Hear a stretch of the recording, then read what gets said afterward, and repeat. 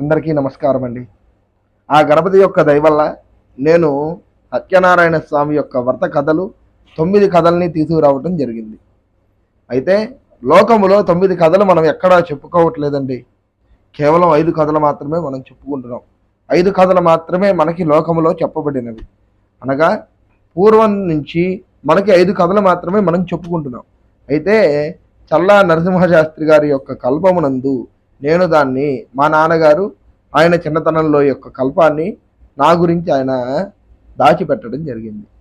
దాన్ని అనుసరించి నేను 9 కథల్ని తీసుకున్నానండి. ఈరోజు నేను 9వ కథని చెబుతున్నాను. అయితే మనము ఇంట్లో సత్యనారాయణ స్వామి యొక్క వ్రతము చేసుకుంటూ 5 కథలు మాత్రమే మనం చెప్పుకోవాలి. మిగిలినటువంటి 6, 7, 8, 9 కథలు కాలగర్భంలో కలిసిపోయాయి. వాటిని ఎవరు కూడా ఎక్కడా కూడా చెప్పడం జరగట్లేదు. అందుచేత మనం 5 కథలు మాత్రమే చెప్పుకోవాలి. కానీ మిగిలినటువంటి 4 కథలు కూడా లోకానికి తెలియటం కోసము నేను మీ ముందుకు తీసుకురావటం జరిగింది. అయితే ఈరోజు మనం 9వ కథని చెప్పుకుంటున్నాం. ఆ యొక్క గణపతి దయ వల్ల 9వ కథకి చేరుకున్నాను. ఈ యొక్క 9వ కథ కొంచెం పెద్ద కథ అండి. దీనిని నేను ఒక భాగంతోనే పూర్తి చేసేస్తున్నాను. అందుచేత చక్కగా ఈ యొక్క కథని కూడా విని మన యొక్క యూట్యూబ్ ప్రేక్షకులంతా కూడా ఈ యొక్క కథని వింటారు అనేటువంటి ఉద్దేశంతో కొంచెము సమయం ఎక్కువ తీసుకున్నా సరే నేను ఈ యొక్క కథని ఆ యొక్క కల్పములో నుంచి చూసి రాసుకుని నేను మీ వద్దకు తీసుకురావడం జరిగింది. అయితే ఇప్పుడు మనం కథలోకి వచ్చేద్దాము. ఈ యొక్క కథ ఎవరి గురించి ఎవరు వివరించారో అన్నటువంటి విషయాన్ని తెలుసుకుందాం. జ్ఞానానందమయం దేవం నిర్మలస్ఫటికాకృతం ఆధారం సర్వ విద్యానాం హయగ్రీవం ఉపాస్మహే గురు బ్రహ్మ గురు విష్ణు గురుదేవో మహేశ్వర గురు సాక్షాత్ పరబ్రహ్మ తస్మై శ్రీ గురవే నమః.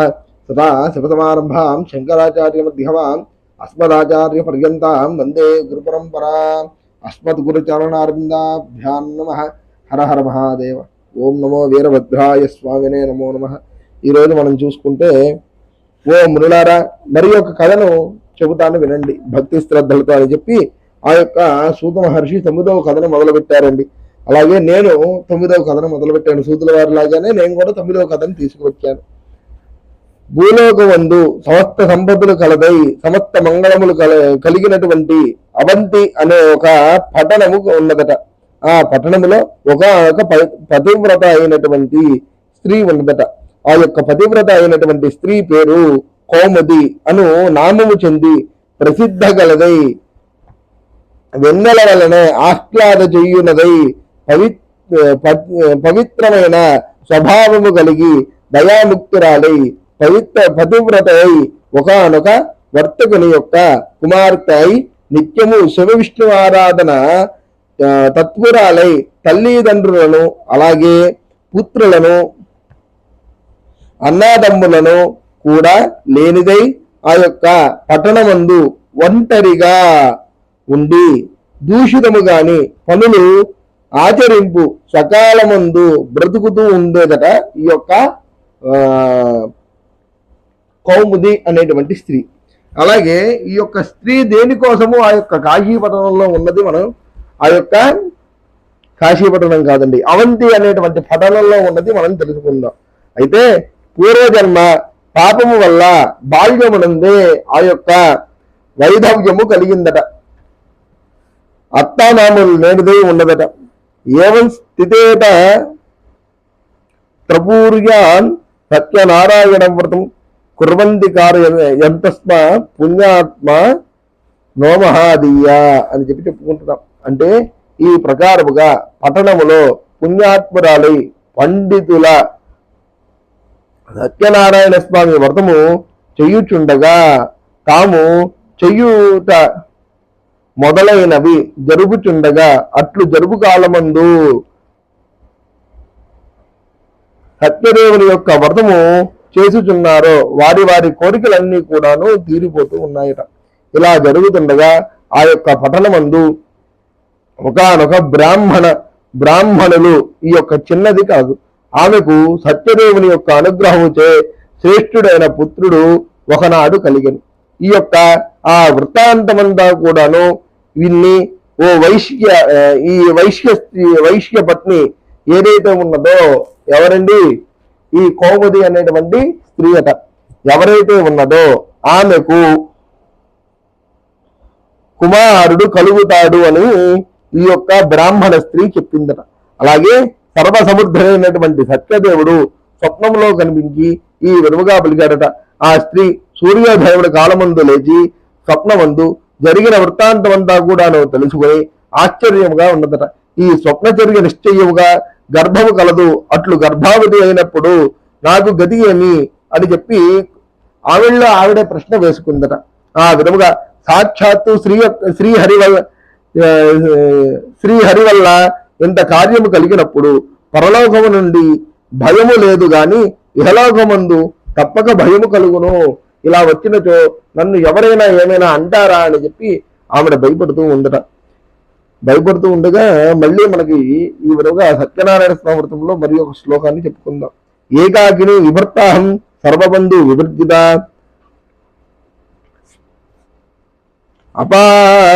అపన దారుణమంతర్మ శక్నో నిరవాపతే అని చెప్పి చెప్పుకుంటాం. అంటే ఈ విధముగా ఆలోచించి, ఓ కృష్ణమూర్తి, ఎనిమిది లేని దానిని అయ్యను, అలాగే నాకు బంధువులు లేని నేను ఒక దానిని అయ్యను, నాకు మరణము తప్ప ఇంకొకటి లేదు. ఇలా బాధపడుతున్న ఆ చిన్నదానిని చూసి సత్యనారాయణమూర్తి ఈ విధముగా కాపాడుతూ ఉన్నాడు అట. ఏ విధముగా అండి? విష్ణుమాయా రూపురాలైన నిద్రాదేవి ఆ స్త్రీని ఆవహించి తెలివి లేని దానిగా చేసి అలా నిద్రపోతున్న కాలమందు సత్యదేవునికే విషముతో నిండిన ఆ పాత్ర అపహరించబడును. కొంత సమయం తర్వాత నిద్రలో నుంచి లేచి ఆమె మిక్కిలి దుఃఖము పొందెను. ఆ తర్వాత అనేక మార్లు అనేక రకములుగా మరణించగడు ప్రయత్నము చేశాను. ఆ యొక్క సత్యదేవుడు ఆమె యొక్క మరణ ప్రయత్నాన్ని ప్రతిసారి కూడాను ఆపుతూనే ఉన్నాడు. ఆ విధముగా నా యొక్క ప్రయత్నాన్ని విఘ్నము చేశాను. ఈ విధముగా జన్మాంతరకృతమైన కర్మను చేయబడినదో మంచిదైనా అనుభవించాలి, చెడ్డదైనా అనుభవించాలి అని చెప్పి ఆమెకు ఆమెగా అనుకుని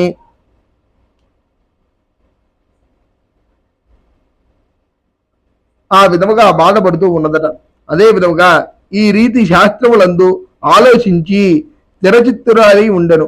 అది మొదలగు కొంతకాలమందు గర్భిణీ లక్షణములు కనిపించాయట ఆ యొక్క కౌముది అనబడు స్త్రీకి. ఈ విధముగా అక్కడ ఉన్నటువంటి వాళ్ళంతా కూడా వింతగా చూశారట. అలా ఆ యొక్క స్త్రీ గురించి బయట 10 విధాలుగా 10 మార్లుగా మాట్లాడుకుంటూ ఉన్నారట.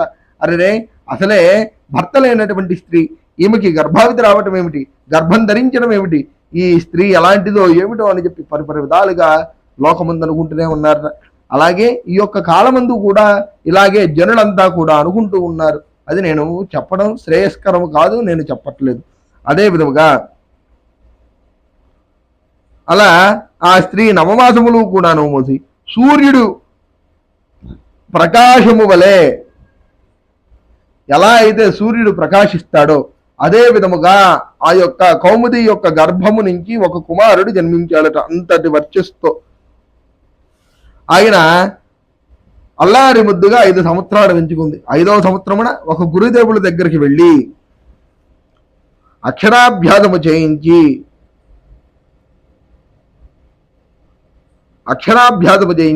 తగినటువంటి శాస్త్రములు, వేద పండితులు, వేద పారాయణులు, అలాగే కావాల్సినటువంటివన్నీ కూడాను నేర్పించి ఆ యొక్క స్త్రీ యొక్క పిల్లవాడిని ఈ విధముగా చేస్తూ ఉన్నదట.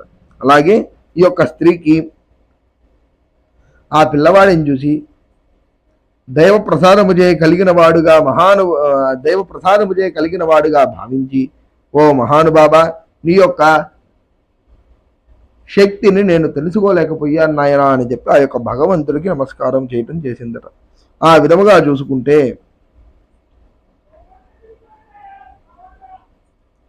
ఆ యొక్క పిల్లవాడిని మహానుభావునిగా తెలుసుకుని మిక్కిలి సంతోషము పొందిందట. ఆ చిన్నవాడు గవ్వలు ఆడుట మొదలగు ఉన్నటువంటి ఆటలన్నిటిలో కూడాను శ్రేష్ఠుడిగా ఉన్నాడట. అలాగే శాస్త్ర ప్రసంగాల్లో ఎందు కూడాను జయము కలిగి ఉన్నాడట. ముష్టి యుద్ధములో భీముని వలె శత్రువులకు భయము చూపించాడట. ఈ విధముగా కొంతమంది దుష్టులు ఈ యొక్క పిల్లవాడిని చంపుటకు ప్రయత్నము చేస్తూ ఉన్నారట. ఈ యొక్క ప్రయత్నాలన్నీ కూడాను ఈ యొక్క పిల్లవాడి దగ్గర నుంచి ఆ యొక్క పిల్లవాడిని తప్పిస్తూ ఉండేదట ఈ యొక్క తల్లి. అయితే తవాన్మంత్రేణ సత్యస్య ప్రసాదాత్ గర్భిణీ సతి తత్కలే మరణోపాయ బపల వరందమయకృత అని చెప్పుకుంటున్నా. అంటే నాకు సత్యనారాయణ అనుగ్రహముచే కుమారుడు కలిగను అని ఒక బ్రాహ్మణ స్త్రీకి వివరంగా చెప్పిందట ఈ యొక్క చిన్నది. అలాగే నేను పుత్రుడు కలిగితే సత్యదేవుని వ్రతము చేస్తాను అని చెప్పి పరిహారముగా పలికాను. మరి ఇంతవరకు కూడా నేను వ్రతాన్ని అయితే ఆచరించలేదు. అందుచేత నా యొక్క ఈ కుమారుడికి ఈ విధముగా జరుగుతూ ఉందేమో అని చెప్పి ఆ యొక్క కుమారుడిని కూర్చోబెట్టుకొని సత్యనారాయణ స్వామి యొక్క వ్రతాన్ని ఆచరించిందట ఈ యొక్క వేశ్యస్త్రీ. వేశ్యస్త్రీ అంటే వైధవ్యము కలిగినటువంటి ఆ యొక్క చిన్నది. ఈ విధముగా పలికిన తర్వాత ఈ యొక్క చిన్నదాని మాటలు విన్న జనులంతా కూడా మిక్కిలి నమ్మకము కలిగారట. వాళ్ళంతా కూడా కౌముది మాటలు విని అందరూ సత్యనారాయణ స్వామి యొక్క వ్రతాన్ని ఆచరించారట. అయినా అందులో కొంతమంది ఆమె మాటలు నమ్మలేదట.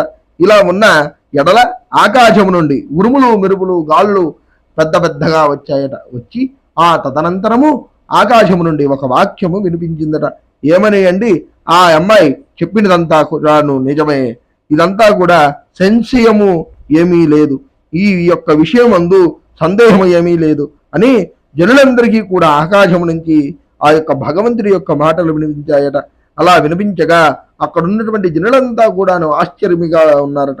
ఈ కథను ఈ యొక్క సత్యనారాయణ స్వామి యొక్క వ్రతాన్ని ఆ ఊరిలో ఉన్నటువంటి వాళ్ళంతా కూడాను సత్యనారాయణ యొక్క స్వామి యొక్క వ్రతాన్ని ఆచరించి వాళ్ళంతా కూడాను అష్టైశ్వర్యాలని పొంది చివరకు మోక్షాన్ని పొందారట. అలాగే ఈ యొక్క వ్రత కథను ఎవరైతే భక్తి గల చిత్తముతో ఉంటారో వారికి ఈ యొక్క లోకమందు సుఖమును అనుభవించి స్వర్గమును పొందుతారట.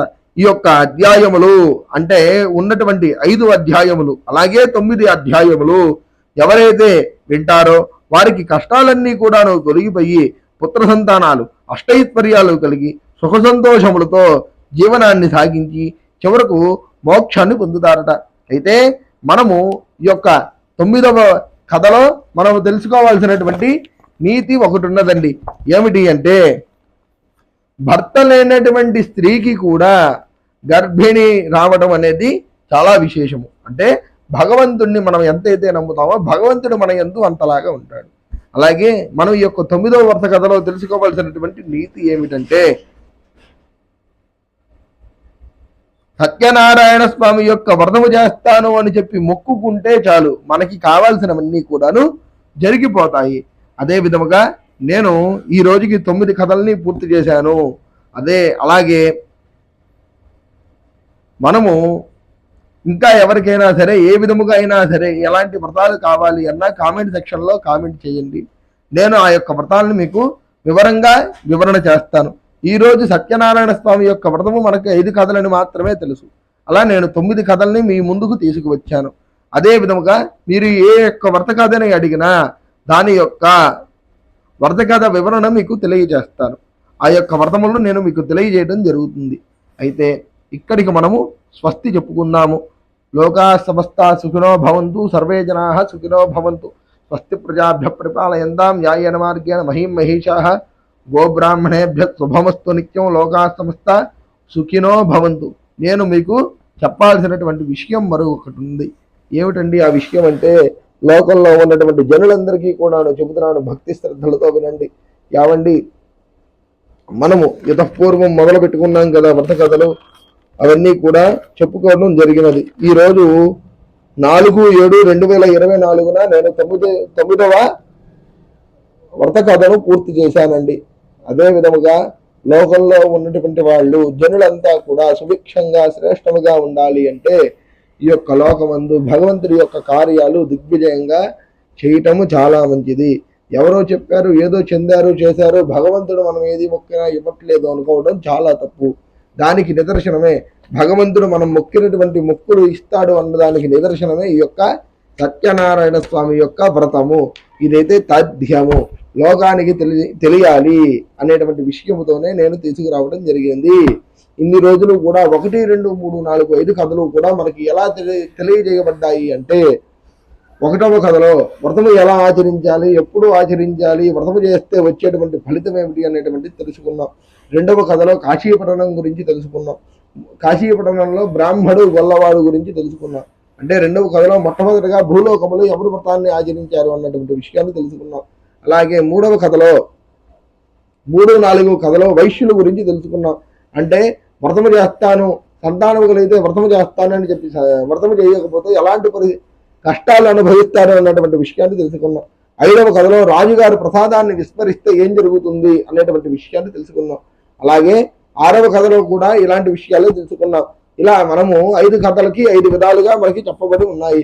అలాగే 6, 7, 8, 9 కథలు కూడా ఇదే విధంగా చెప్పబడి ఉన్నాయి. అందుకని నేను లోకంలో ఉన్నటువంటి జనులకి ఏమి చెబుతాను అంటే, మీరు భగవంతుణ్ణి నమ్మితే భగవంతుడు మన యందు ఖచ్చితంగా ఉంటాడు అనేటువంటి విషయాన్ని అయితే నేను చెబుతాను. ఇక్కడికి స్వస్తి.